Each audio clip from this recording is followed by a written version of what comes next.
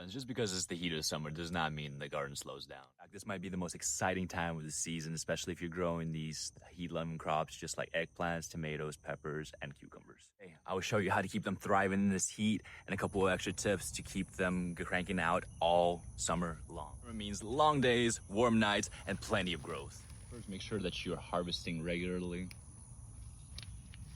and you don't let too many ripen on the vines. That way this pepper plant keeps cranking out more and more and more instead of stagnating. Another thing is that you want to be making sure that you're providing a nice and sturdy trellis. Here I have this one running up and into my arch, so that way my pepper is always supported. However, it's also running into here, so that way it doesn't get yanked out. Plants are consistently slow to start, but now that they're in their prime, what is the key is consistent watering and mulch. If your flowers are falling off, they might not be getting adequate pollination, which you can solve simply by coming around and justling the pollen down into the flower itself. It is a perfect flower, so it does have both male and female parts, and all you really need to do is just add the wind element. Remember, if you're low in space, you can always trellis your cucumbers up vertically, and that way they can sprout 10 feet up instead of out. Old cucumber plants are dying and aren't looking so good. Probably going down from powdery mildew or some kind of pest. Have no worry. You can plant a second wave of them right now. Cucumbers grow fast, especially the bushing and pickling variety. So starting a fresh wave at the end of July and beginning in August will get you another wave of cucumbers sometime within the next 40 to 50 days.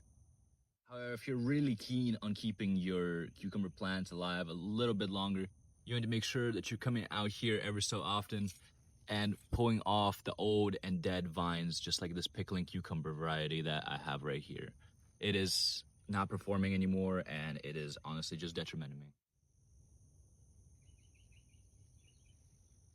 Just because it's the middle of summer doesn't mean we need to stop fertilizing. In fact, what I recommend is that you still keep your soil nice and rich. The way we do that is by adding some fish fertilizer and or other organic fertilizer. This one I know is fast-acting nitrogen source for my plants to grow more leaves, which are more susceptible to powdery mildew and or just having any kind of diseases on them. Especially after I prune them, they need a healthy dose of this. I also like to fertilize my seedlings that I am transplanting into my garden beds with this to avoid transplant shock. So, are you fertilizing? My herbs that I succession sow especially love the fish emulsion fertilizer for them to be able to keep growing. And the reason that these are getting succession sown is because they do not like the heat of the summer. It tends to bolt anytime it gets over 25 degrees Celsius. So that's the way that I keep having herbs for my salads and my dinners, is by just starting them every week to 2 weeks. A bunch of seeds that you can start right now are your determinate tomatoes. This is my beefsteak / slicer tomatoes that have disease resistance. And these are my Roma style tomatoes that are going to be used mainly for pasta sauces and dishes like that. Newly transplanted dill. Now all that's left to do is to cover her in and to water her in with the fish emulsion fertilizer to prevent any kind of transplant shock. All right, well, I thought I was done in this bed. However, I am not. I still have my cilantro or coriander transplants that I need to work in. This is slow bolt cilantro, and it is the only one that will not bolt on me within a week. So this is still the end of July, and I'm trying to experiment into pushing my boundaries. That is why I'm not recommending that you plant this herb quite yet, but we shall see.